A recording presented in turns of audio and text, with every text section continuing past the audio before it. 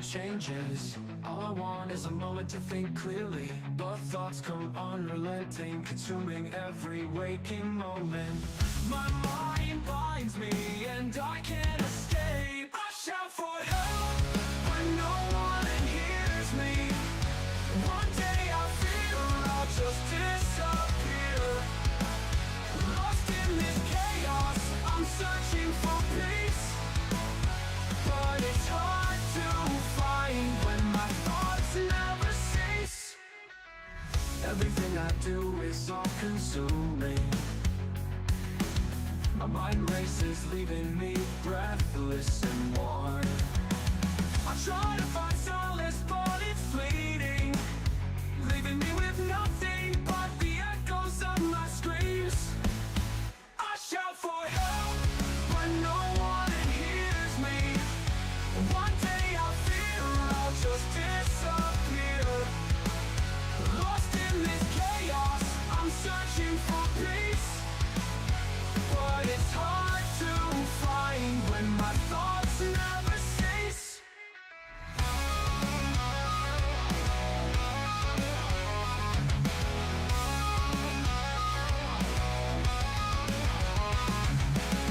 Who am I to say I deserve peace? Maybe I'm better off just fading away. It's what I'm used to, this isolation, but deep down I long for connection. I shout for help, but no one.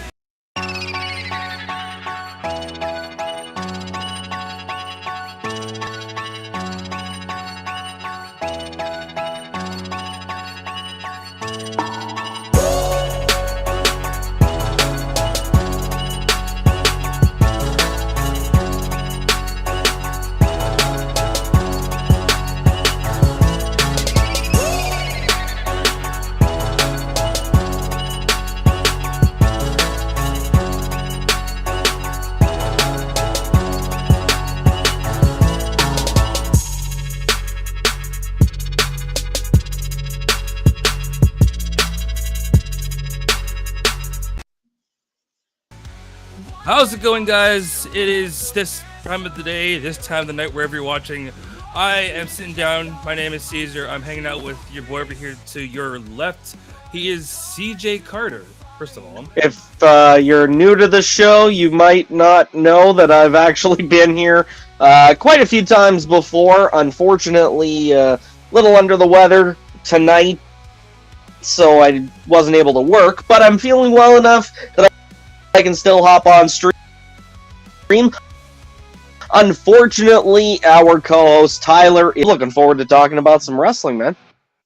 So, as always, usually we have all 3 or 4 of us hanging out, but tonight, John's a little under the weather, Tyler's under the weather, CJ is also, I'm the one healthy one in the group. And if you guys were paying attention during the intro, we had that amazing song from our one Saskia Creations. That was, the title on the screen, but I think John will throw it back up here in a second. But, there it is. Lord of the Fighter, Doubt by Saskia Creations. We had it, I think, 2 weeks running now. We've had it going. It's been a hell of a tune. We've been listening to it. It's been getting us all hyped up.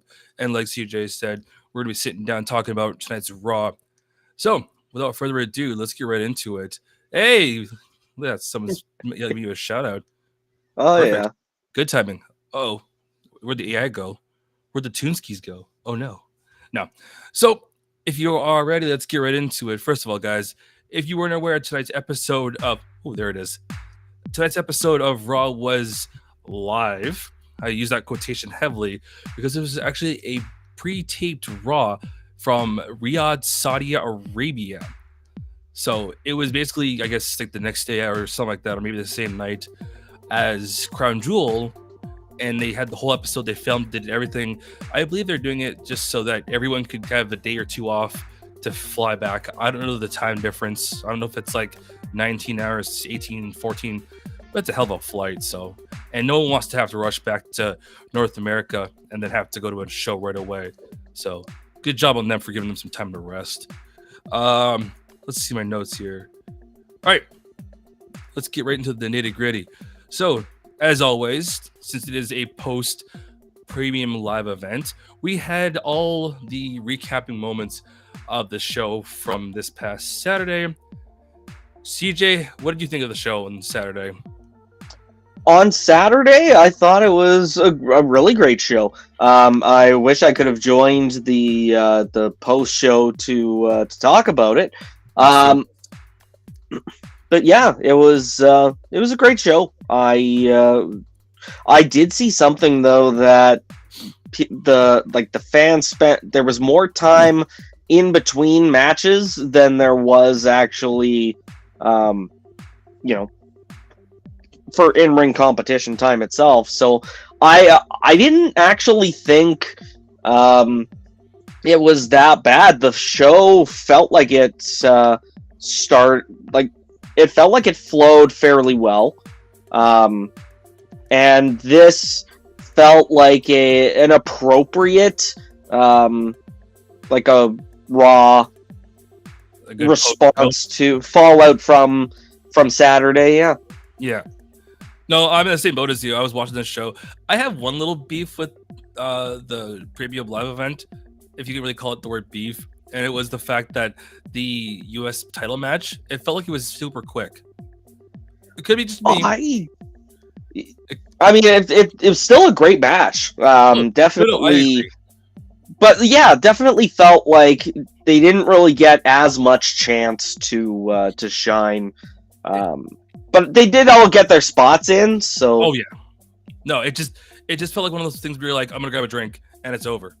And you don't want that, especially on such a big stage. But let's get to the actual nitty-gritty of tonight's showing. And as always, whenever we have a Raw or a SmackDown, we have everyone coming in the arena. We have everyone from Judgment Day to all the other pro wrestlers, the champions, the staff, and so forth. And of course, guess who gets to start the show up tonight? Our new, let me get this proper, our new inaugural WWE Women's Crown Jewel Champion, one Liv Morgan, starts off the night. Coming to the ring with her beloved Daddy Dom. I hate saying that. Just feels weird saying that about a dude. I mean, we said about Randy Orton for reasons, but Dom Mysterio, I don't want to say that about. Come to the ring and finally says the one thing that I thought she would be waiting to say until later down the road, but she said that the Revenge Tour is over. I was kind of surprised to hear that. I thought she was going to be like, oh, we're getting into a new leg of the tour. But she comes out, starts explaining that, saying how she's beaten certain people, especially one Rhea Ripley. There we go. Has the whole crew, of course, Dom doing his, heel things, making fun of people, complaining that Liv is still here as champion. And now she is dare we say 2 belts? What do you think? I mean, I thought it was weird that she didn't come out with the belt tonight. I mean, they said it was going to be kept in Saudi Arabia, so if they were gonna have the chance to have the belt on Raw, I figure this would have been the best chance. But exactly. But also, just so if there are people that are familiar with me, they know that I'm not a fan of Sportsnet. So just full disclosure, because Caesar and I were talking about this in the beginning of Raw. The first 40 minutes of the show, there was no audio. It basically went until the ring introduction for the New Day for their match against the War Raiders. That we actually had any sound. So I cannot wait till it goes to Netflix, because even this entire first segment, I had no idea what Liv was talking about. And then all of a sudden, Jade Cargill and Bianca Belair come out and they start beefing. Thankfully for WWE's YouTube channel, I was able to find the clip and find out what they were talking about and what Liv said to lead Bianca to slap her. But otherwise I wouldn't have known, because Sportsnet sucks. Yeah, I would, again, like CJ was saying, like I was sitting there for a bit kind of dumbfounded, because I was watching the show while doing other things on my computer, and I could still not hear anything. I looked at my audio I went to YouTube, I went to different places, still no sound. Thankfully, I live in a home where we have cable, so I went and watched the show for a bit that way. But still, the damage was done. The first 40 minutes ish were silent, which sucks. So yeah, I had to do the same thing like CJ was saying. I had to go to YouTube. I had to go through many means of ways to figure out what the hell they were talking about, which led to eventually with the whole thing with Jade Cargill coming to the ring with Bianca Belair, the slap, and all that fun stuff in between. Now, what did it lead to? Them talking about how Liv and Raquel have had the belts before, and the tour was over. Now, if we look down in here, going through everything, just all of a sudden, out of the blue, Adam Pearce comes flying down to the ring and tries to calm things down. Oh man, Adam, I feel bad for you at times. You're supposed to be the GM, and some people don't even actually listen to you. One, namely Seth Rollins and Bronson Reed, but we'll touch based on those two as the show progresses. So, this is the part, I'm glad you caught this, because I had to watch the video a few times. It led to them announcing a #1 contenders match for the Women's World Championship. What I thought at first it was going on was they were doing a #1 contenders for the tag championships. That was my understanding when I first rewatched it over, and I was like, holy crap, what are they going? Gotta love those outfits. Very 100%.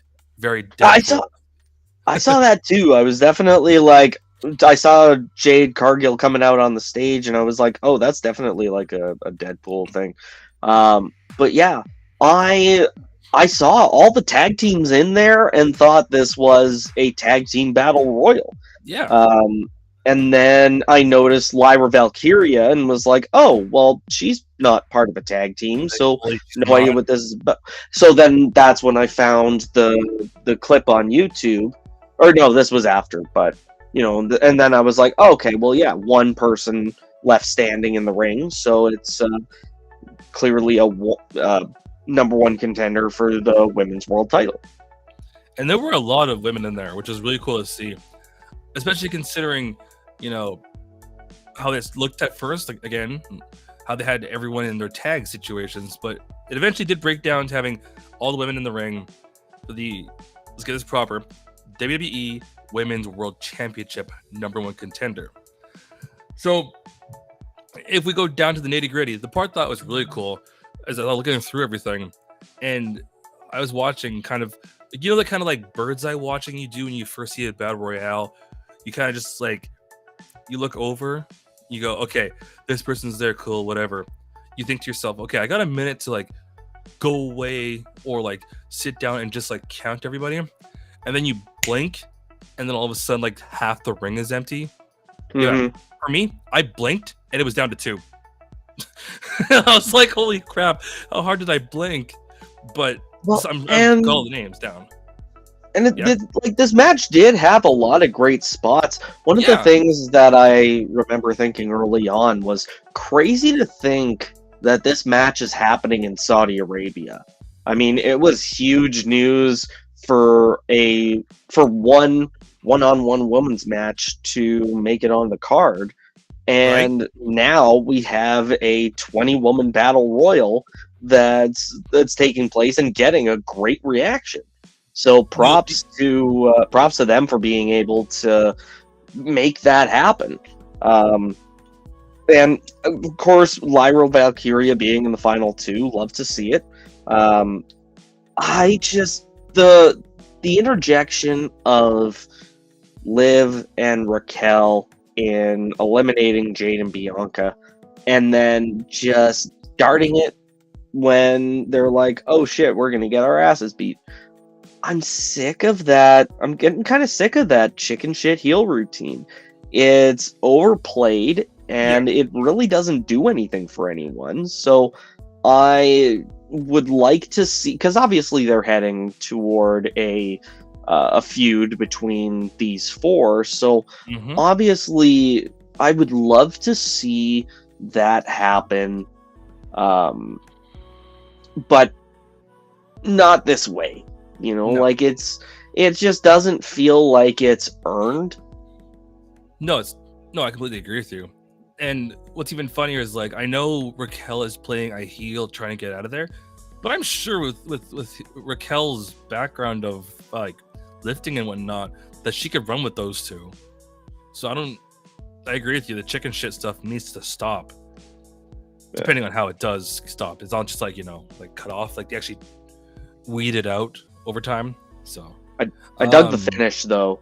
The seeing Io and Lyra fighting on the ring apron. Like for a battle royal, I love that finish. Like it could be overplayed to shit and I would just eat it up every single time. But what's even cooler is the two of them actually were the last ones was even better. That's the even better part. Yeah, like that's what I mean. Like having it end with both competitors outside the ring, like the huge stakes and very it's a great finish as far as I'm concerned. Yeah, no, exactly. So honestly, I would love to see these two go for like a one-on-one match. I don't even care if there's a belt on the line. Io and Lyra, give us that sometime down the road. I'm not saying like a pay-per-view match. Sorry, PLE. I'm just saying let's let those two go for it. Give them like a 15-20 minute maybe at some point, or 10-minute, not a squash match. And yeah, just give them that bit of fun. But again, to the whole point of the whole thing, yes, Lyra loses, Io Sky picks up the victory, and now she is the #1 contender for the Women's World Championship. My question to you is, because I'm still curious about this as well, when do you think this is going to go down? Well, probably Survivor Series. I would love to see that, because you've got what? Well, I know you would. It's in your backyard. Yeah, I got a coworker. She's going with her husband actually to that. Oh, you're not going? Oh, I'll tell you the full story off stream, but no.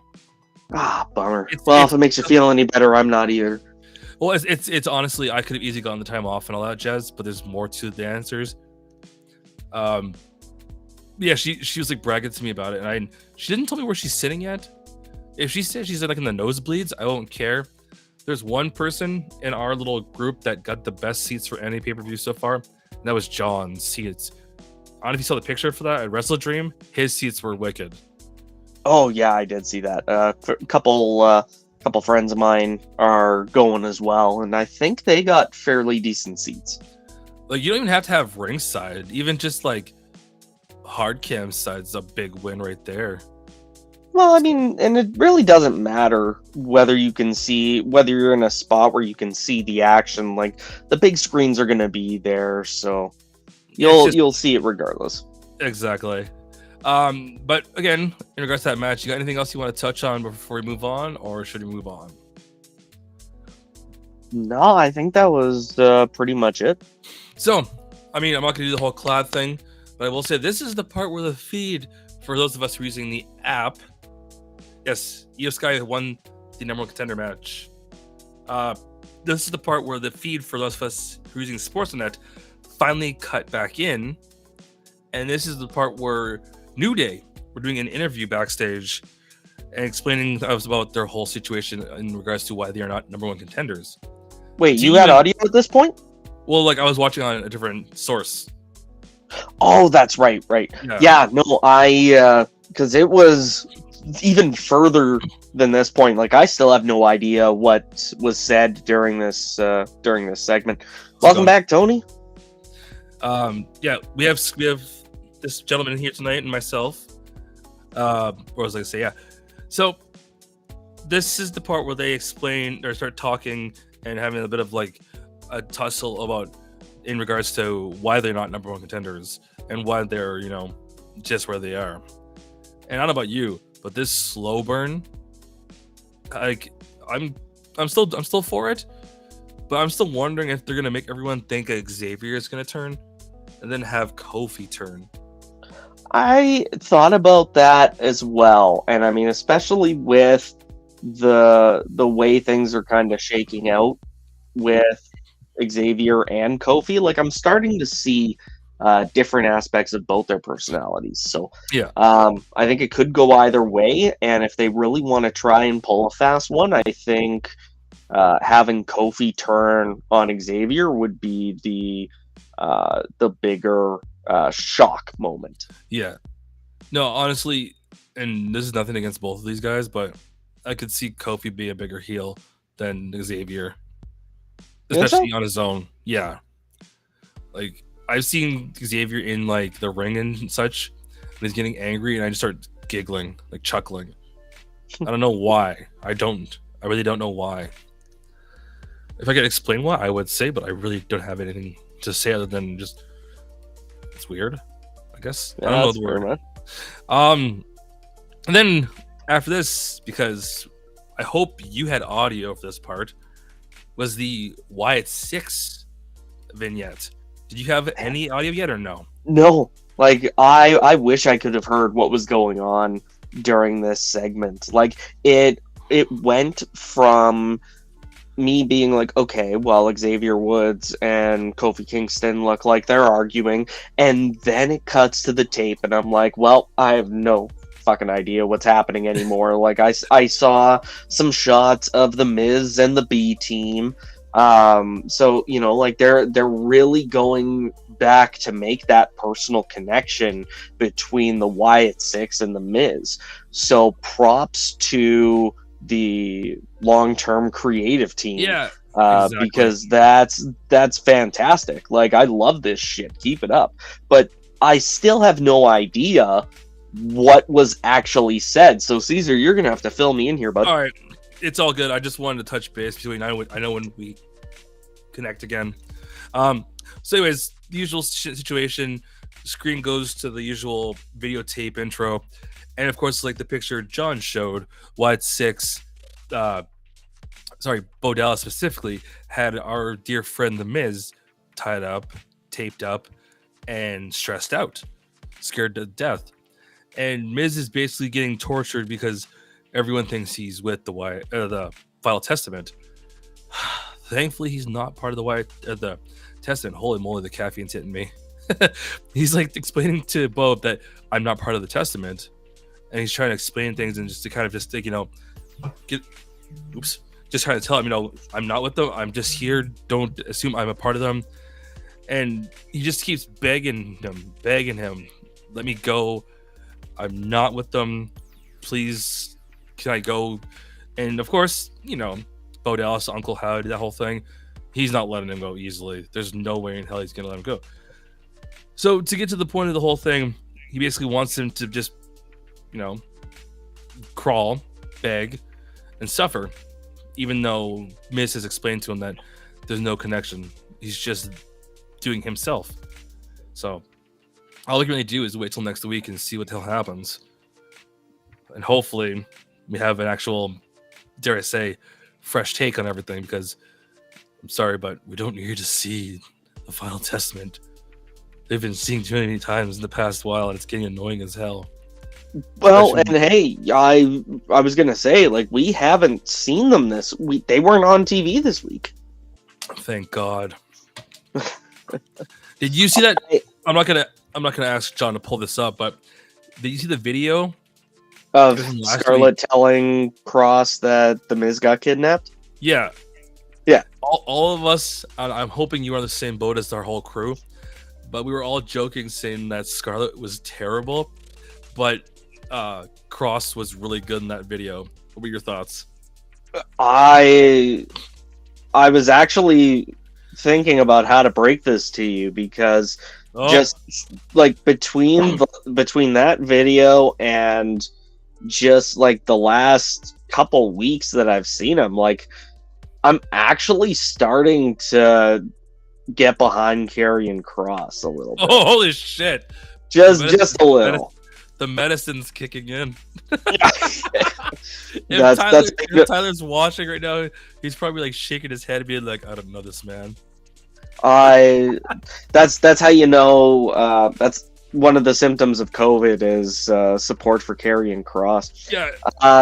But no, I'm gonna have to go back and find this Wyatt tape footage on YouTube or something, because I really need to know, like, how this promo went, or how this segment went, for sure. You know what else you could do, and a lot of our viewers could do too, actually. I'm probably going to butcher this, but hopefully I don't. Is you could, everyone right now, if you want to, spare a second or do it after stream, is go check out our parent page, comicbookclick.com. I think it's / Dirt Sheet Radio. I believe it is. There we go. Nailed it. Yes. Anyways, Attaboy, Caesar. nailed it right there. You go there, you can check it out. All our stuff's there, live postings during the show from our crew about what's going on in the show, and many, many other things that are awesome in regards to wrestling and comic book and all sorts of other nerd culture. Do it while your stream's on, do it after stream. Hell, we've got it open every once in a while whenever we're doing stuff like hanging out, and unfortunately, like CJ is being sick, which sucks. So Yeah, it really does. I mean, normally this is where my mom's words would kick in, like, take care of yourself in these many ways. But every parent has their way of taking care of their kids, so we're not going to get into that. But what we will get into is Goldberg. The announcement of the retirement match. Like, who do you put with him? I was, when I saw that, I was like, my first question immediately kicked into my head was like, hey, Goldberg's here, cool, 2025. And then it's like, what? Who would be the person to put in? Because I was watching multiple sources, I'll say in subtlety, one of them being comicbookclick.com, and places were saying all the ideas of who they could put for the last match with Gunther. That spoiled it. With Goldberg, one of them being Gunther, and a pile of other names. My question to you is, who would you put in there? Because well, I mean, I think just by the way they set up the segment of Bad Blood, it would have to be Gunther. It just wouldn't make sense for it to be anybody else at this point. If they hadn't had that segment, I think I would have, like, if they would have just announced out of the blue that Goldberg was coming back for a retirement match, I think I still would have gone with Gunther. Like, it's a match that Goldberg does very well. Big man versus big man. Strength versus strength. 30-second match?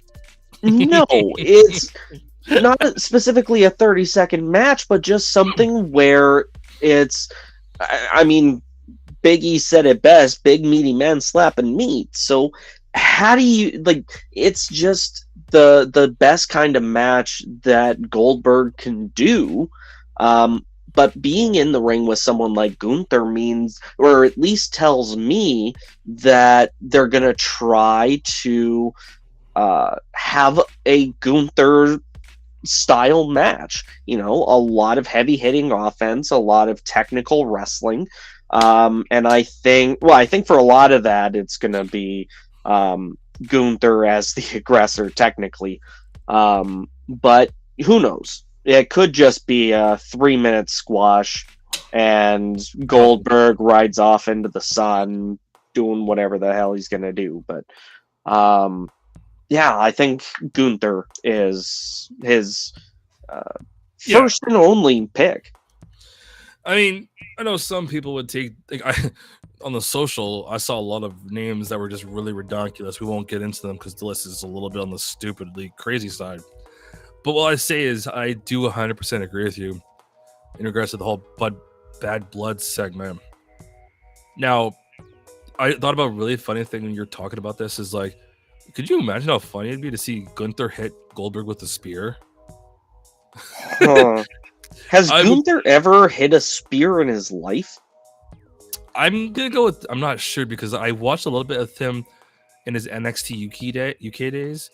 And then I watched more so on NXT in Maine, but I don't even think so. But who knows? I don't think he has either. Maybe when he was younger and bigger, but bigger. Yeah, no. Yeah, we could go on this one forever, but we'll see. That's all we can do for now is we gotta wait and see. I'm assuming they're gonna announce it like at the Netflix premiere, his match. I could see it being, then they'll announce it. Well, and they didn't indicate when, like, what part of 2025 it was gonna be. SummerSlam. You think so? Well, what I'm thinking is, if WrestleMania is stacked, then they'd want to save that for another stacked party, and that would be Well, that SummerSlam. and John Cena's retirement tour. Like, I can't imagine they would let anything tread over top of that. Well, you know for a fact that Cena's tour would be a bigger buzz than Goldberg. Oh, 100%. Yeah, Like, nothing against that's- Goldberg, but still. No, but I mean, at the same time, like, if Goldberg decided to retire, like, obviously he just decided to retire and have his last match next year, but I doubt the company would let him put it anywhere near, like, some of Cena's last matches. Yeah, So I would think, yeah, you're probably right. He'll have it later in the year. well, Um, I was gonna say not just that. Like, if you think about it, if we do like you were saying too, right? Give Cena the whole Mania moment to the 2 nights, mhm. whatever kind of match, and hell, they could maybe throw in Goldberg in a thing with their not a match, just it's a thing at the show show of shows, holy, and then Oh, yeah, maybe. save like a what's it called, like another Gunther thing, but at Mania, and then he goes, you know what? Let's work our way up to like SummerSlam. But there's no way in hell they're gonna put this on a random episode of anything. They're gonna put it on a big stage, and there's only 2 of them right there. They could. I mean, would Rumble be too soon? Probably. Hey, Probably. that'd be way too soon. That's like only a few months away. That's December. Yeah, like 2 months away. No, that'd be suicide. So, Yep. anyways, speaking of craziness in regards to another team earlier, and of course, I know if Tyler was here, he would love to tear into this one. But it is the tag team quote unquote grudge match, they called it tonight, between the New Day and the finally properly named War Raiders. I was so happy to see these guys are back. Like, like you just feel the energy off those two. They're so happy to be just them. You can feel it. You can see it.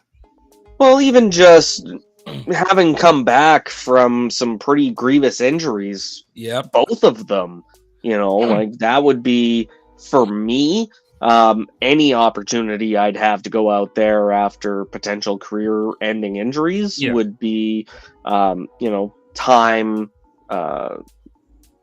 like time well spent. During the New Day's ring introduction was when I finally got audio back. So from this point on, I've heard everything. Well, I mean, there were a couple points where it cut out, but only for good old Sportsnet. Yeah. Sorry, but no, this great match though. I thought the storytelling that they're doing with the New Day continues to be really entertaining, and it hooks me in. I'm very interested to see where this goes. I think even if they do, whether they do or don't pull that swerve we were talking about before, where it's actually Kofi that turns on Woods instead of the other way around, I think either way it's going to be something entertaining and riveting television. Oh yeah, like I said, and again, people in the comments and our beloved fans can disagree or agree with me. I still say it'd be insane if all of a sudden Kofi pulled the swerve and took the heel card between the 2 of them. So all we can do is wait for that one. You sure? I think if he turns up the intensity and focuses more on a ground offense instead of aerial, I think or maybe a technical, I think that would really help him as far as being a credible individual heel. I know the one thing he'd have to do for sure is ditch the colors. Just go like completely black, for example, or like completely white. Or something else, but definitely no more flamboyant colors like the New Day. Yeah, anything dark colored as opposed to the neon pastels that he usually wears. No more bootios for a bit. So to get back to the main thing here, so we had the match. Warriors pick up the victory. I don't have the exact timestamp, sadly. I know we have our awesome man there. Tyler usually has all the numbers written up, but he's not feeling well. 3/4 of our crew tonight is not feeling good. But of course, I'm the okay one somehow. You feel left out. I mean, see, I'm not feeling good. Cancel the show. Going home. All in all, though, I think we both on the same page. Awesome match. The energy coming off of Eric and Ivar is just great. Whether it's them dropping that stupid gimmick that Tyler loved, or it was the fact that they've come back from, like, let's just say a boatload of issues in a simple term. It's just great to see them back on TV breaking people. Yeah, absolutely. Just want to watch them, like, just give them the tag belts already. Just screw the Judgment Day. Honestly, just take the belts off. Hell, take the belts off them and give them side plates. Done. Just gonna see it now. They need that. Give them the belts. that's all we need to know now is give them the belts, give them the side plates, and then give them like 6-month title reign, something like that. But I mean, that'll come with time, I think. Oh, yeah. Whether it's because they still have another match to go before their number one contenders, don't they? Because it was 2 triple threats. No, they are number one. You might be behind. Oh, I might be behind. Yeah, because they had the 2 bigger matches, and then they had the main match with all the teams, and then War Raiders won. That's why there's like the quote unquote grudge matches. The War Raiders, New Day, and there's somebody else. That was the original trio, and their team is out now. These 2 are fighting just cause. So okay. yeah, I think you're like a little bit behind, but whatever. You've been busy. Oh, that's fine. I'm also delirious from illness. So, yeah. But yeah, I thought this was a great match for sure. So now we'll take this just to take us into, I guess we'll call it our next segment. I don't know. I think John has the graphic or somebody does. It's the WrestleMania or Road to WrestleMania Europe 2025. It's called or something. Mm-hmm. European tour. Sorry, not WrestleMania 25. Sorry, it's the European tour they're doing, and there was a lot of dates announced. If I'm not mistaken, there was at least 12 dates. It's like I believe it was 16, with I think 6 televised events. It's something like a month's worth of TV that they're running during this tour. But yeah, there we go. There we go. Yeah, so starting in March and working through to WrestleMania, and cool. I'm glad to see so much. Okay, so it was 12 dates, yeah. But I'm glad to see more of an international focus. Like us both not being United States residents. But I mean, like, the international markets felt like they got such a bad, like they never got a spotlight. And now we're starting to see the international value that these big shows can bring. So yeah, very glad to see this kind of spotlight outside the US. On an actual funny note, I love how they say it's a tour. It's a European tour, but England's not European. I've written technical about it. Then don't get technical about it. I just saw that. I was like, oh god, I'm that guy right now. But I 100% agree with you. I think the coolest one we've seen was the I might butcher this one, was the Paris, France show with Backlash. That crowd was loud. I still get their like what they were singing at AJ Styles. That still plays in my head. Like, just every so often that'll get stuck in my head, and I'll just be whatever I'm doing. I'm like, why is that stuck in my head right now? I don't know if you know by chance, but I believe tonight, actually during all the matches, the Saudi Arabia crowd was actually counting in their language. Yeah, I caught that. Numbers. I don't know how to say the numbers in their language. I'm sorry in advance to our viewers, but I thought that was really cool to hear because I was like 1, 2. I'm like, wait, what are they saying? It's like, Yeah, no, they were chanting in Arabic, and which like is cool. Backlash France, another example. The crowd was chanting in French, or they were counting in French. Yeah, but we understand that because we're, Canadian. But anywho, looking forward to it. I hope we get the, what do you call it, the time slots ahead of time so we can figure out the time differences and all that jazz. I would love to check that out. That'd be so cool to watch, especially for the market difference and during that European tour. So, anyways, so we cut back from that segment to one Sami Zayn making his way to the ring with a microphone to explain his actions from the Crown Jewel show. And it's cool. He's rocking his I'm gonna say like a moron probably, but he's wearing his I'm gonna say it's a scarf, but I know there's a proper name for it.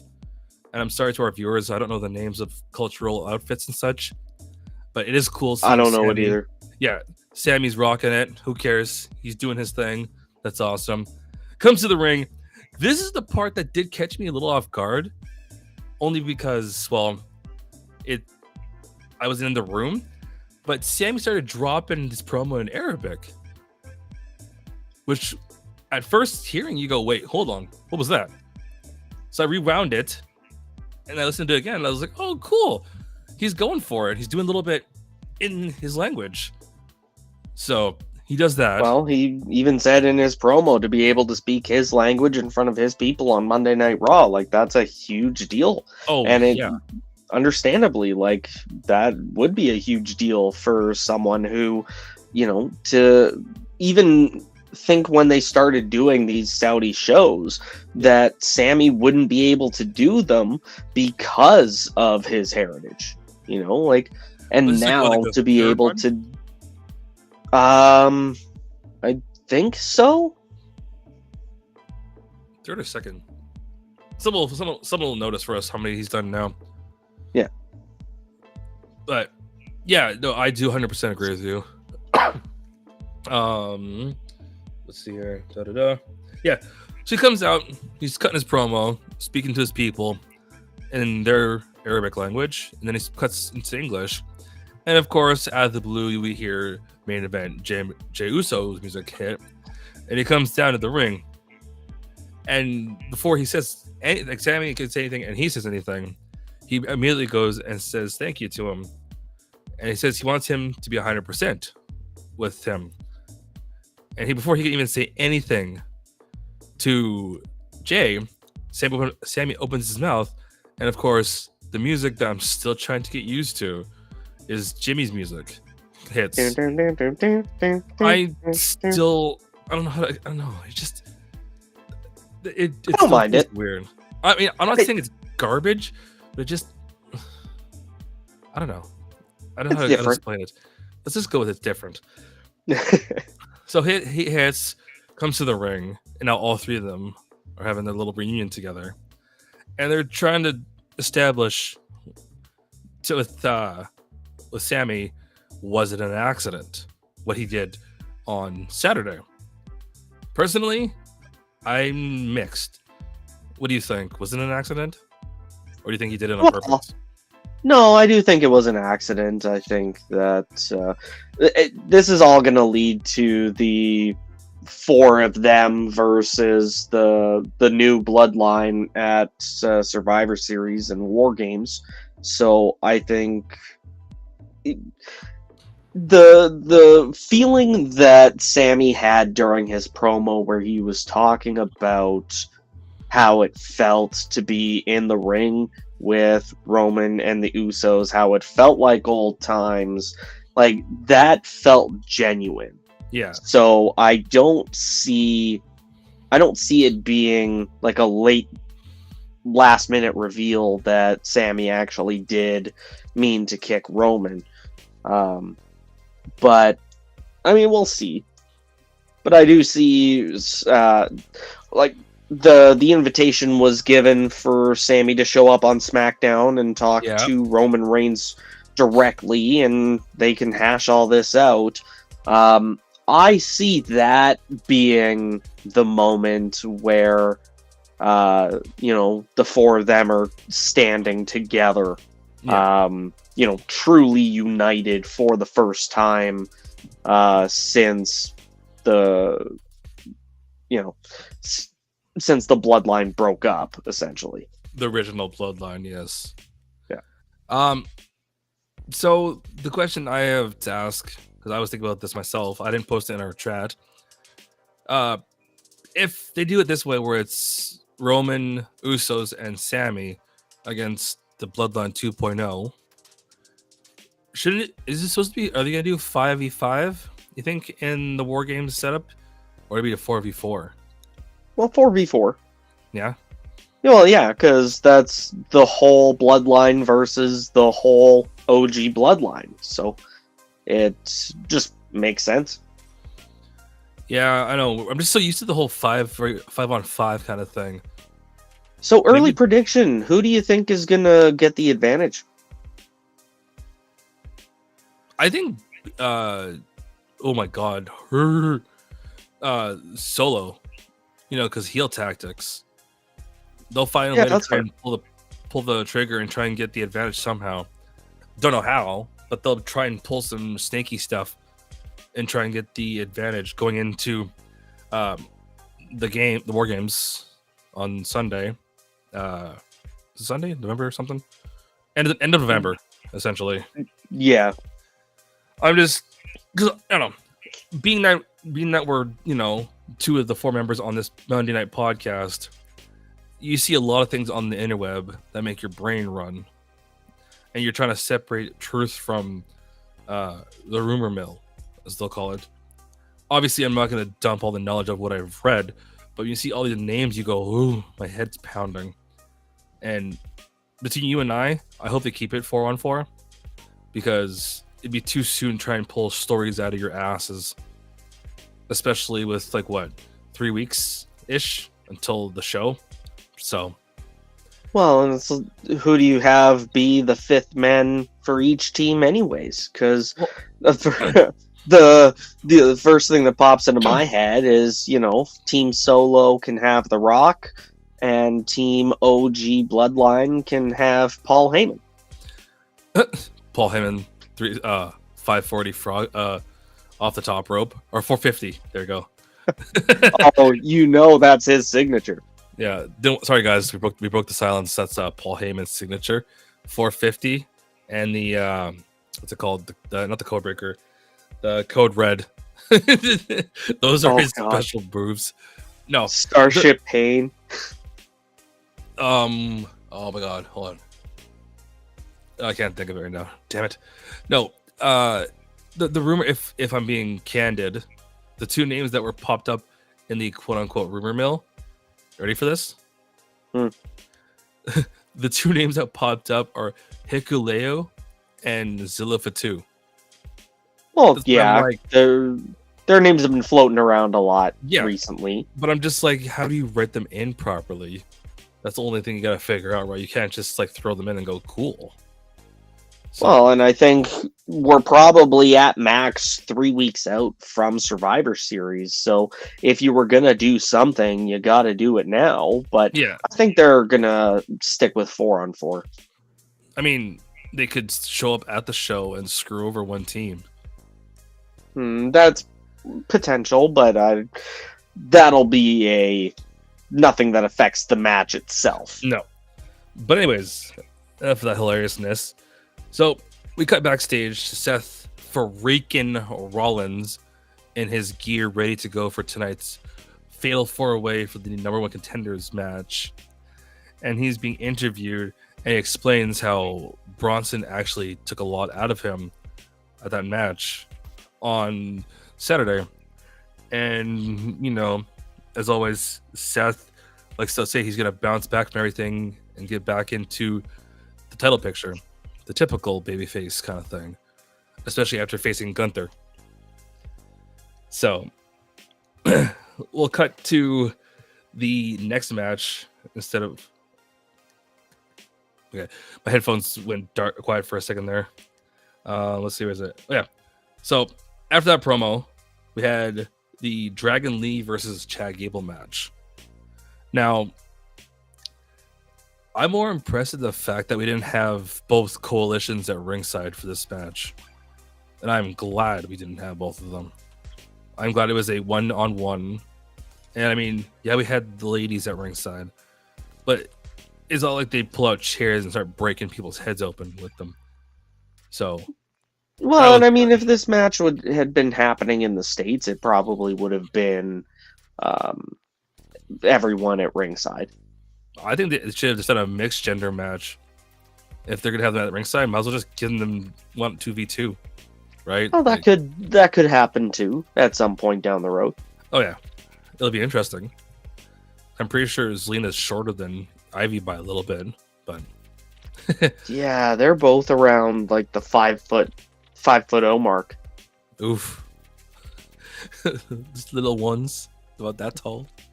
Yeah, I was at a house show and Zelina came out. This was when she was still managing Andrade and Angel Ooh. Garza. Holy crap, that's old. Yeah, so she comes out for a match and like she's managing her guys and we're beaking each other back and forth. Like I can't even remember what I shouted. She shouted something back, and the thing I specifically remember was telling her, "Hey, you stand up when you're talking to me." Like she was standing up, but just because of how short she is. Yeah. But yeah, that's always a good memory for me. I loved it. But yeah, I think this will eventually turn into like an LWO versus American Made multi-person match, whether it's all men or it's a mixed gender match, and you throw in the women too. I hope it's mixed. I hope so too. I think Ivy Nile is incredibly underrated, and I'm glad to see that Zelina is getting or starting to get more of the recognition that she deserves.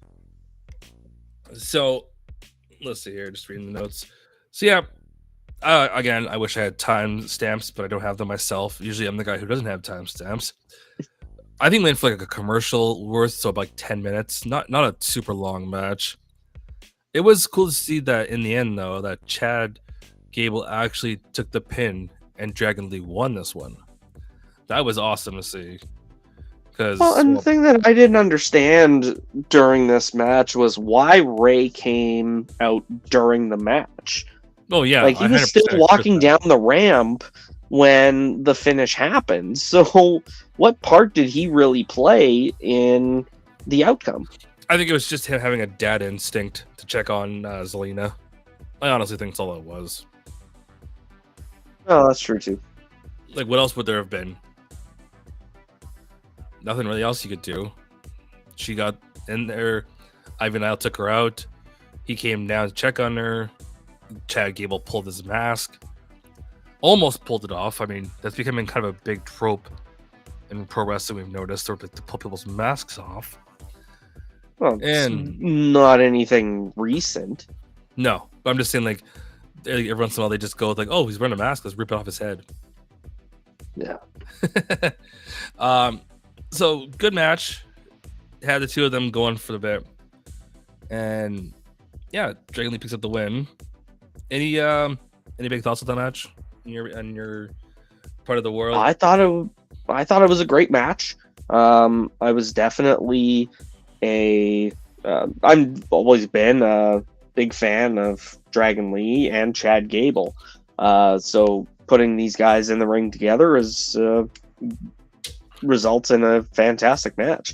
Not really much else to say, but yeah, like it was a good match, but it just didn't like it was just a filler.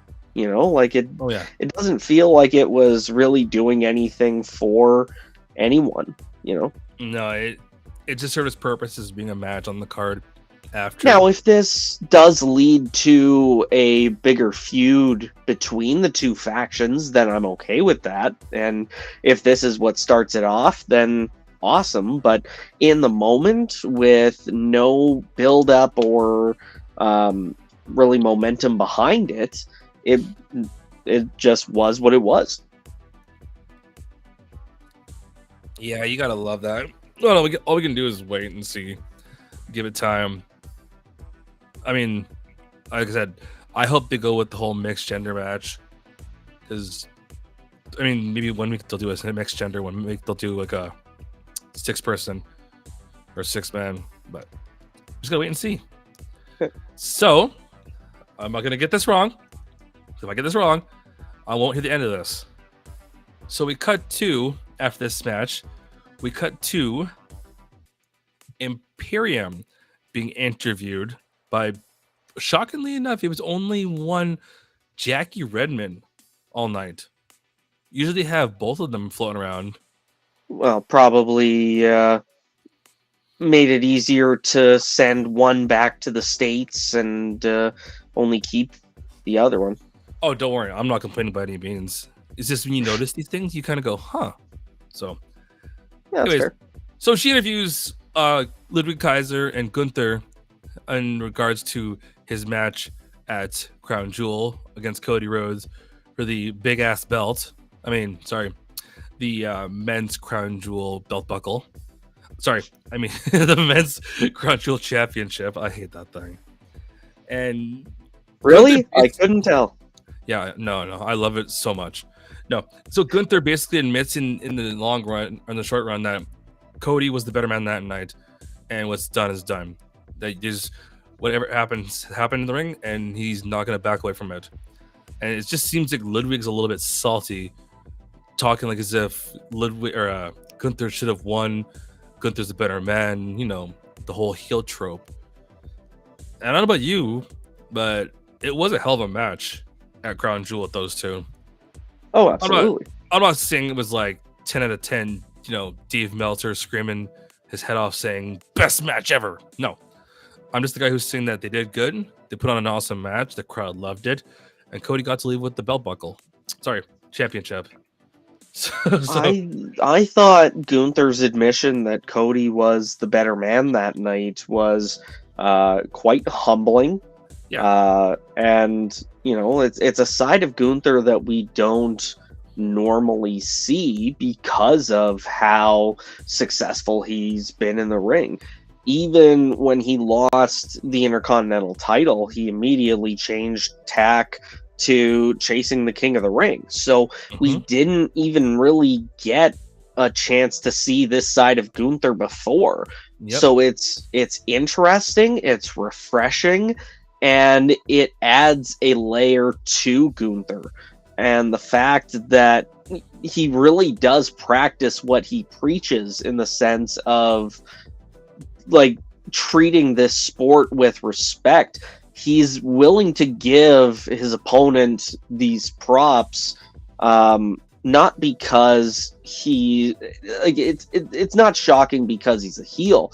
No. And it's really just nice to see a heel with layers. You know, as opposed to I'm a bad guy, I do bad guy things, here's my bad guy badge. Yeah, bad guy badge. No, I got it for being a bad guy. Yeah, I'm an asshole. I got a badge for it. Hear me roar. Yeah. My favorite was when he's talking about things, because afterwards Jackie does ask him how he feels about the Fatal 4-Way, and the part that I thought was funny is he's mentioning all his contenders. He goes, yeah, there's 3 worthy contenders and Dom. I was like, holy shit. Well, and Steph said the same thing earlier in the night too. So I took that and thought, okay, well, it's obviously, you know, kind of foreshadowing now that Dom's going to win the match. Whether he did or he didn't, we'll talk about that later on. But yeah. I thought it was interesting that they had not 1 but 2 people specifically say, like, it's a fatal 4-way with 3 solid contenders and Dominic Mysterio. See, it's different. I mean, with Seth saying it, and you're so used to Seth's antics of just being a smartass, it's one thing. When you hear Gunther say it, it's a different story. So I think it hit harder with Gunther more than it did with Seth saying it. But Well, then it's so out of pocket for a guy like Gunther too. Like exactly, you talk we need about, like that was more surprising than him giving Cody Rhodes credit. oh yeah, no, 100%. But my favorite part though is after he says that, he says all the names, and then he says Sheamus, and he looks at Ludwig. Hmm. I was like, ooh, the nails are being stabbed into the coffin. Oh my god! You were gonna take care of Sheamus. But it didn't happen. Nope. So we get into the last thing that should have been the first thing. I'll apologize. Usually I'm not the one driving this boat. I'm usually one of the boys hanging out talking about this amazing thing we have called Monday Night Raw. And that Well, is hey, I mean, the fact that we're talking about the main event as opposed to a backstage interview segment being the last thing we talk about we're not on the talking card, about you know, it's like, okay, we've gone the whole show. Now let's talk about the main event. it. Yeah. So the main event, if you guys were under a rock or busy, was the number one contenders match for Gunther's World Heavyweight Championship between three contenders and Dom. So it was Dominic Mysterio, Damian Priest, Seth Rollins, and Sheamus. So, as you can see, yes, Damian Priest did win the Fatal 4-Way, and one Bronson Reed showed up. But first, let's get into the actual event, and that being the match. Solid match. They went for a steady, I'm going to guess 15. If I was following the actual clock itself, this match went up until about 10 Eastern, for those of you on the East Coast. So, I mean, it's 7 o'clock for us over here. The commercial breaks weren't so bad for me. I don't know how they were for you on your end. And I think there were just 2 commercial breaks. no, it felt like they were commercial breaks, not just like, oh crap, let's just shove a break here kind of thing. Oh, that I was see what good. you're saying. Yeah. Now, I just thought it was funny as hell at the start that Dom bails and Damian tries to, like, you know, bro it out for a minute and hug it out and try and get his attention, and Dom's not having anything to do with that. Now, the other part that was really funny was Sheamus gets Dom stuck on the rope for the hits. I can't remember what they're called. Oh my god. The 10 beats. There we go. The 10 beats. Thank you. Seth I comes thought- in, tries to snake the pin. I thought Damian was gonna do it. I was Well, getting that that would vibe. have been, yeah, that would have been smart too. But Rollins doing it also feels in character for him too. Yeah, so Sheamus does the hits. Seth sneaks in, gets the pin. No, he doesn't get the win, but you know, Seth tries to pull a fast one and get the hell out of there and get a dodge as soon as possible. But it's like this kind of match with these 4 was actually pretty good for a main event for a weekly episode, and I was actually entertained throughout the whole thing because there were so many different spots. Whether it was as simple as bro kicks to was I tripping, or did I come back in the room and see that Seth hit a pedigree? I don't remember a pedigree specifically, but I mean Bronson Reed comes out and attacks a few competitors throughout the match. He hits tsunamis on Sheamus and Damian Priest. He puts Seth through the commentary table. And you know, and ultimately, Dominic Mysterio tried to capitalize on the carnage and ended up getting taken out by Damian Priest, who went on to win the match. No, my brain completely went blank when I saw I think it was Sheamus that got hit first with Yes, by on the outside. Bronson. Yeah. And my first thought was, oh shit, the match is over. I'm like, wait a sec, this is a fatal 4-way. Yeah. No, because for me, when I was younger watching this stuff, it was like as soon as someone gets hit in a match, it's over. And then throughout the years, they've changed the rules a bunch. So my brain was so warped. Caffeine's kicking in and out of my system. But Bronson Reed does do his thing, jumps on Seth, puts Seth through the whole announcer's table, and at the end of it all, somehow, just some way, Damian Priest comes through, gets the pin on one Dirty Dom Mysterio, and is now the number 1 contender for the World Heavyweight Championship going forward. That's a stellar picture, by the way. Seriously, like that belt sits properly, and it's like one of those like, dare say, Mortal Kombat-esque pictures.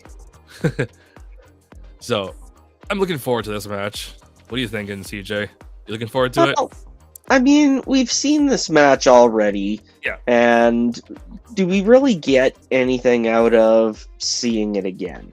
If Damian Priest is finally done with the Judgment Day and they're not going to cost him the win, or if they're ready to put the belt back on him and move Gunther onto something else, or, you know, if this is motivation for him to come back and, you know, be more vicious or whatever. But, you know...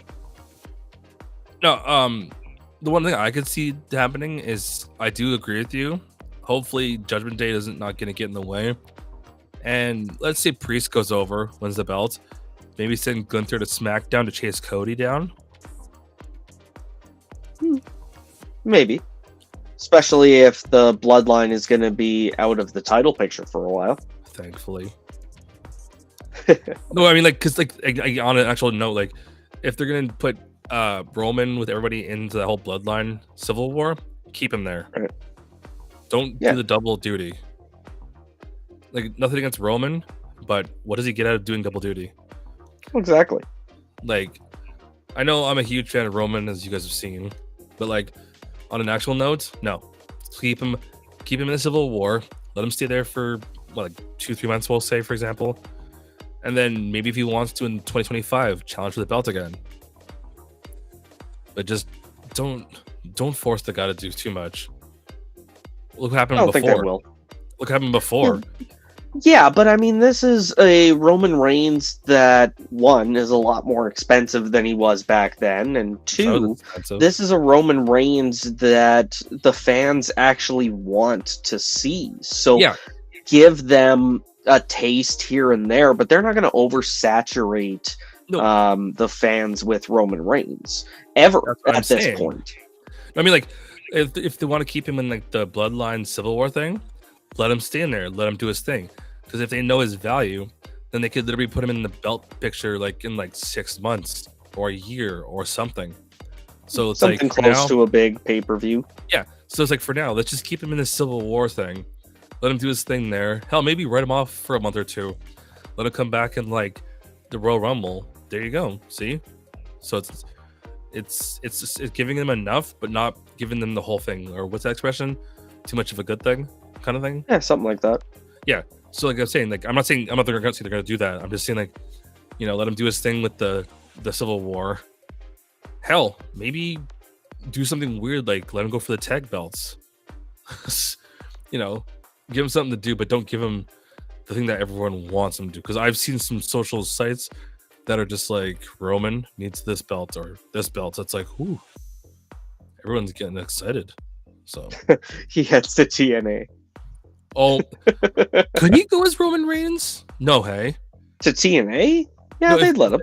No, I mean, like, could he go as Roman Reigns? Yeah. No, I mean, like, if he was let go, for example, just some weird planet aligned, something happened. Oh, I guarantee that they would try and fight that as hard as humanly possible, and they'd probably win. So no, I don't imagine if he went anywhere else, he would be showing up as Joe Anoa'i. I think it'd be weird to see Roman on TNA. Now my brain's broken because of you. Well, I mean, they at least have that partnership, so it's possible. But who would he fight with? That's too easy. I would love to. I would love to see Reigns versus Hendry. No, I think Moose would be an awesome match to have against Roman. Kazarian? Ooh, Kazarian's a good one. Yeah. I think Kazarian would be better. Eric Young. No, Kazarian or Eric Young, because Kazarian and Young both have like that multitude of experience. Right. And nothing against Moose, but Moose is just a big big dude that I think would be better off with a good partner. So, No, Moose is a good wrestler, man. Yeah. I mean, like, I feel like if they're gonna put Moose against Reigns, it'd be like Moose is somebody against like Reigns and like another TNA person. That makes sense. Oh, you know, sure. so Reigns still gets a match, but he's not being forced to do a lot. If you catch my drift? Oh yeah, I see what you're saying. Which I don't see having that problem, at least especially right now. Like Roman's still doing a lot of work in ring when he's in the ring. Yeah. He's not like a Bill Goldberg coming in doing, 3-minute matches. No, but what I'm saying is like sometimes you want to like give the fans like so much, we'll call it. And then when the moment comes, right, Roman will go into the ring and start destroying people. Hell, give him the system. Feed the system to him. Oh, sure. Let him, what's it called? Not spear. Superman punch Alicia Edwards. No, just kidding. Ooh. Hey, he wants some heat? There's your heat right there. So, yeah, this main event Fatal 4-Way match. Yeah. No, so we gotta get back to it. We got off topic here. We do that once in a while. Just a little. Yeah, but thankfully it's pro wrestling related. But again, it's all in good fun. So to wrap up the whole thing, so Damian Priest gets the win, and then as you saw in that picture John threw up a second ago, Gunther comes out and they have this stare down, and boy did I get goosebumps, because it makes you think one of two things: either it's going to be a hard hitting match and Gunther's going to drop it, or Priest is going to lose and then go off to insert project here, whatever it could be. So I'm looking forward to whatever this happens to be in the near future or the far future. Maybe Survivor Series they'll do it. We don't know. We just got to wait and see. I just don't want it to be on a damn episode of Raw. Please no. I imagine it would be Survivor Series. Survivor Series, December's show, Rumble, anything. Just not a weekly episode, please. Please no. No, I can't imagine they would do him that dirty. Like it just feels like a middle finger to both men on that topic. Oh yeah. So, anything else you want to touch on before we get into our usual end of the night shenanigans? No, I'd say pretty solid main event. I do have to say, I kind of wish Dominic would have won. Okay, let's hear it. Oh, show your work. I want to hear this. I think he's been killing it lately, and even if he's not gonna win, getting a world title match would be a hell of a reward that he definitely deserves. Even this crowd was willing to just boo their heads off when Dominic was trying to talk earlier. And I think he has definite potential to carry that title. Obviously, he's not going to take it from Gunther, but God, no. I got to give him his props. He's been doing good work. Hey, John's here. I'm glad that you said that, CJ, because yesterday on the Saturday on the Crown Jewel post show, I mentioned that was the preferred option for me too. Like, I was like, that would be the most entertaining outcome of this Fatal 4-Way, because Dominic doesn't have, like, Damian Priest is probably gonna lose to Gunther, right? And it's like, that really sucks for him. Dominic losing to Gunther, that doesn't fucking matter. That's actually great for Dominic. He gets to go out there and have like a bullshit Dominic fucking performance, trying to get away from Gunther and eventually dying. That would have been awesome. Like, and then he's such a heel, like such a smarmy, like a worm, that you want to see him. You want to see this happen to him. Like, you want to see Gunther do that to him. And maybe exactly. That might be why they didn't go in that direction. They just want. They probably didn't want to. They didn't want to babyface Gunther all the way yet. That's fair. Yeah. But I agree. I thought during that match too, because I looked at. We've seen Gunther versus Sheamus before. We've seen Gunther versus Rollins versus Priest, and at least this would offer us something that we haven't seen before. But all right, let's run it back with Priest again. Why not? I did think it was interesting the wording when they're referring to when this match is gonna happen. It's either they don't know or it's it's gonna be on Raw. Oh, please no.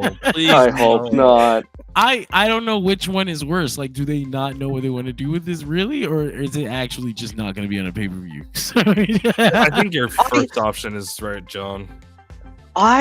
I know earlier on in this show I said props to their long-term creative team, Yeah, you did. but that's people looking at like long-term going backwards. What the fuck is long-term going forwards if you book a #1 contenders match and have zero fucking clue when the match is gonna happen? Could be next week, maybe. We'll see if we have the time. It could be on Friday. Well, same thing for Io Sky. Like, when is her match against Liv Morgan? To be determined. There's actually no like. If it's gonna be at Survivor Series, then you would say that, right? There's no reason why they wouldn't be like, and these are for the #1 contenderships at Survivor Series. You put the logo on the screen and all that shit. So it does lead me to believe that it might not be concrete. These matches are just the fucking Emelina and Veer Mahan, Oh, like just so coming soon and never coming. That's fucking horrible. yeah, it's a. Oh my god, I hate Poor you. EO. Right? But yeah, no, I wanted to jump in and say thank you, CJ, for saying this, for saying what was on my mind. Oh, happy to read your mind, brother. Yeah, I was gonna ask you to actually, but then John swooped in to say that part. Could we see if that does happen? For example, Gunther and Dom. Could we see Gunther destroy the Judgment Day as well?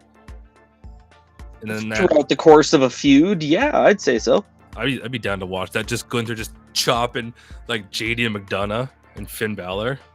But at the same time, I think you can only say that Gunther has an advantage over the numbers advantage, as like a blow off to the feud. Like he would have to get 6-on-1 so many times, or like 5-on-2, like count Ludwig in there too.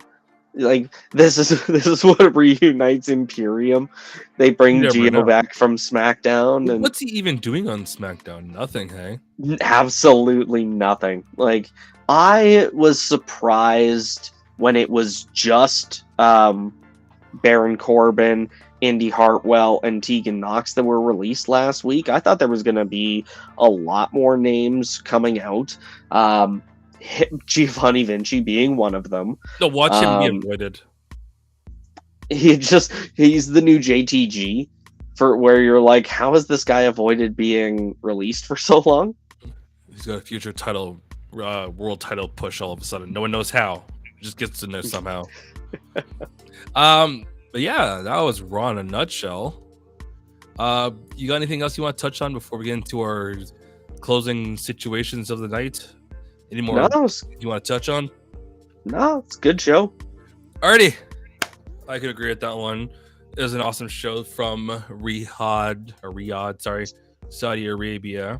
So, as always, let's get into the first of many things for tonight is the Jobber of the Night.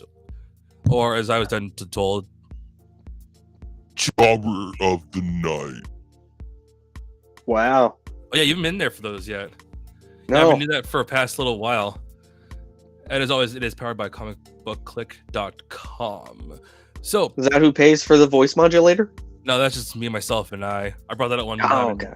I only use it here once in a while, but it's for a good giggle. But so, do you by chance have a jobber for tonight?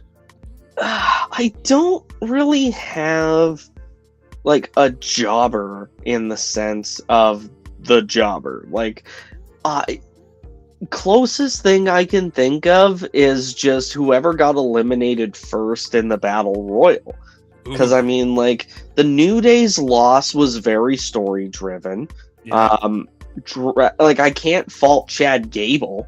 or anybody else in the Fatal 4-Way for losing those matches. Yeah. So I guess I'm just going to say Adam Pearce because why? Well, it's like that opening segment between where we see Liv Morgan get slapped.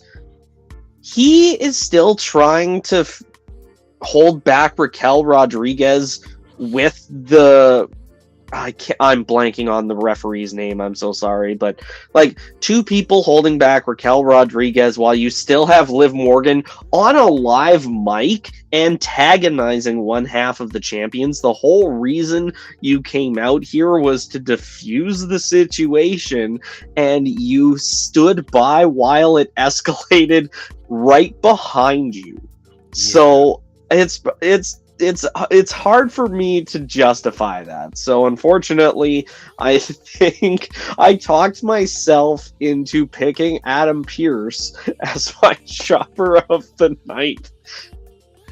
So mine is essentially in the same kind of context as yours. Is no one really stood out as like terrible or bad or anything, but I will give it to our boy, The Miz. Why? Because he's dead. If I'm being completely honest, we don't know where the hell he is. We don't know whose house he's at. And, you know, we got Uncle Howdy who's got him duct taped and tied up and all that kind of craziness in an unknown location. So we got to wait till next week to see what happens. Hell, maybe Miz comes back, he's, you know, in a brainwashed state and he's suddenly serving the White Six. We don't know. We got to wait and see. I'm pretty sure this isn't even the first time The Miz has been kidnapped. I'm going to say no, because I'm starting to draw a memory of certain segments. But what I'm not I'm trying to think if they were like the Dexter Loomis ones, where he wasn't actually kidnapped, but it was like fake kidnapped. I don't know, you're the NXT guy, not me. Well, this was Raw. No, I mean, like, you know about certain things more than I do when it comes to certain characters on certain... So he's been kidnapped by Dexter Loomis again? That's really creepy. The first time was fake, but this time it's for real. No, the first time was like, he's like, okay, let's go. This time he's like, oh, hell no. He's just crapping his pants as he's sitting there. So, and now we're going to flip it around to the other side of the card, where we've got our Megastar of the Night. And that is sponsored also by Comic Book Click. Or no, I thought that was NordVPN. Oh, Cold Case Project. Okay. Yeah. As you can see, guys, I'm usually not the one doing all the fancy doohickeys and whatnot. I'm the one who's usually helping out, doing other stuff. And so I'm just coming back from sabbatical, so I don't know. I don't know the up-to-date goings on. CJ, you're supposed to be like, I helped. Anyways, I will take the reins on this one, no pun intended, and I'll give them my megastar of this evening to one Io Sky. Like, that woman is, like, she's insane in the ring, especially in her Power Rangers outfit. So, kudos to her in this awesome match, this awesome battle royale, and the only part that sucks is when's her match going to happen for the belt. Of course, it's going to happen in 9 weeks at so forth on a Raw episode. It'll be a 5-minute squash match or something stupid, which sucks. Well, we hope it's better than that. But I hope it's not. Hope it's not that kind of set match. That would suck so much for her. It really would.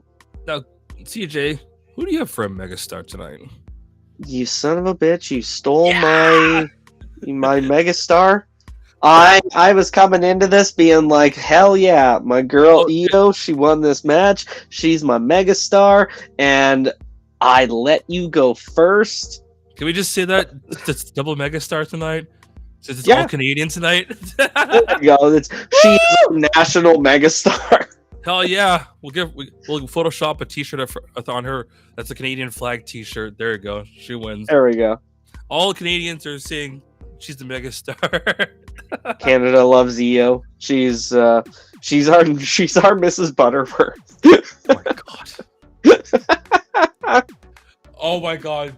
John just did that. Hell yeah. That's her staring at us right now. Like, really, guys? Yeah, what the fuck are you weirdos talking Are about? you guys high at least? That's all it's taken in that picture.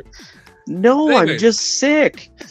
Anyways, folks, that has been Raw in a nutshell with your Canadian crew here this evening. But don't forget, guys, we are And John. live. Oh, true. First of all, this song here right now is actually one by Saskia Creations. It was on earlier in the episode. There's the title right there. It is available on major social or major streaming platforms now. You can check it out. We've been listening to it a lot, and it's actually an awesome song. But don't forget, folks, as always, we are live throughout the week. As always, Monday Night Raw, sitting down talking. We are live Tuesdays doing our NXT sit down. AEW Wednesday Night Dynamite.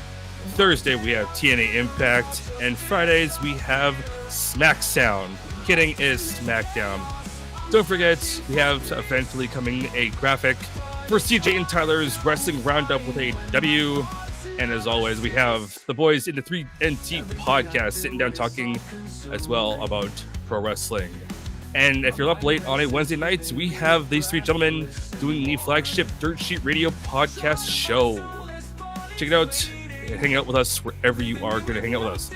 But CJ, how about you tell our amazing fans where they can catch you next? I'm too busy grooving out to this song. Like, this fucking slaps. We've been looking for it for a while, like a few weeks now. Oh, nice. I will most likely be back next Monday. It's a national holiday, so I don't have to work next week. I'm not going to be on NXT this week because it's on a Wednesday, and I will have to work probably. But if I am available, I'll be here for it. Hoping to try to make Friday as well, rejoining the SmackDown crew. Otherwise, I'm on Twitter at CJCarter22. Feel free to leave me alone. I love that. Leave me alone. Anyways, folks, as always, I'm here every Monday sitting down with this gentleman beside me, DJ. John is always behind the camera, and Tyler, and I'm always on the Wednesday Dynamite show with the boys, Nick and Robbie, as well as John. But this week's a little bit different. If you guys have not heard the news by now for some strange reason, Wednesday we're going to have a bit of a pileup of shows because we have the NXT special episode from the ECW Arena on the Wednesday, and as well, AEW Dynamite will be live as well on the same night. So it's going to be an interesting night for podcasting. I'm excited for it. I hope everyone here is excited for it. But when it comes to my social media platforms, I go by NoobTube on all the socials. I'd name them all, but we don't want to be here for the next hour or six. We have things to do. We have medicine to take. And we have many things more to do off stream. So, with that being said, we thank you guys so much for hanging out with us and doing all your things you do. And we'll see you guys again on the Wednesday and hopefully next Monday. Until then, good night and yeet. Yeet.